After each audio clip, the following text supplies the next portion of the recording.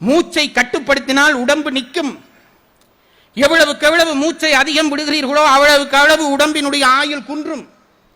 ஒரு மனித உடல் படைக்கப்படுகிற பொழுதே இத்தனை மூச்சுக்குரிய உடல் என்று இந்த உடல் படைக்கப்படுகிறது என்கிறார்கள் யோக நூலாசிரியர்கள். அதனால்தான் கோபம் காமம் அதிகம் வேண்டாம் என்று உபதேசம் சொல்கிறார்கள். கோபத்திலும் காமத்திலும் மூச்சு வேகப்படும். மூச்சு வேகப்பட வேகப்பட உன் ஆயுளை நீயே குறைக்கிறாய்.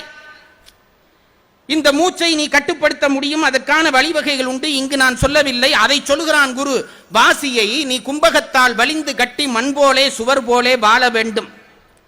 தேசுடைய பருதியொளி கிணற்றினுள்ளே தெரிவது போல் உனக்குள்ளே சிவத்தை காண்பாய்.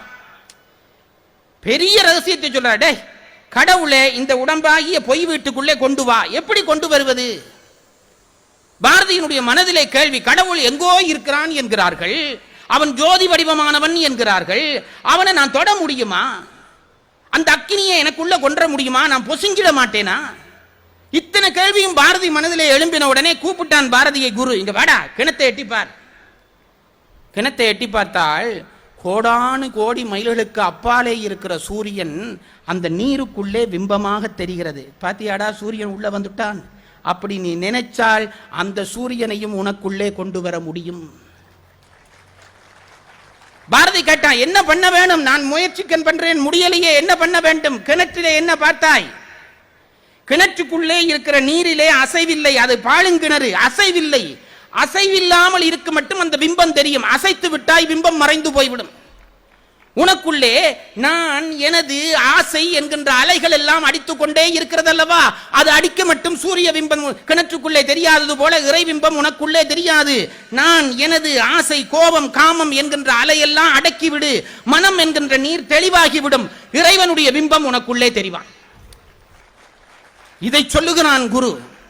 தேசுடைய பருதியொளி கிணற்றினுள்ளே தெரிவது போல் உனக்குள்ளே சிவத்தை காண்பாய். இவ்வளவும் முடிஞ்சதுங்களா? முடிஞ்சிட்டு ஒரு வார்த்தை சொன்னான் குரு. நான் சிலிர்த்து அழுத இடம் இந்த வரியை படித்தது. இவ்வளவும் அவன் வாய் பேசி சொல்ல இல்லை, கையால காட்டிட்டு போயிட்டான். தேசுடைய பருதியொளி கிணற்றினுள்ளே தெரிவது போல் உனக்குள்ளே சிவத்தை காண்பாய் சொல்லிவிட்டு சொன்னான், பேசுவதால் பயனில்லை, அனுபவத்தால் பேரின்பம் காண்பதுவே ஞானம் என்றான். பேசுவதால் பயனில்லை, அனுபவத்தால் பேரின்பம் காண்பதுவே ஞானம் என்றான். இப்ப என்ன ஆயிற்று என்று கேட்டால், சமூக புரட்சியாகட்டும் சமய புரட்சியாகட்டும் மேடையிலே பேசுகிறவர்கள் அதிகரித்து விட்டார்கள், வாழ்ந்து காட்டுகிறவர்கள் யாரும் இல்லை. உள்ளுணர்ச்சி இல்லாத 1000 பேசுவதை விட உள்ளுணர்ச்சியோடு ஒருவன் கண்ணசைத்தால் இந்த உலகம் அசையும்.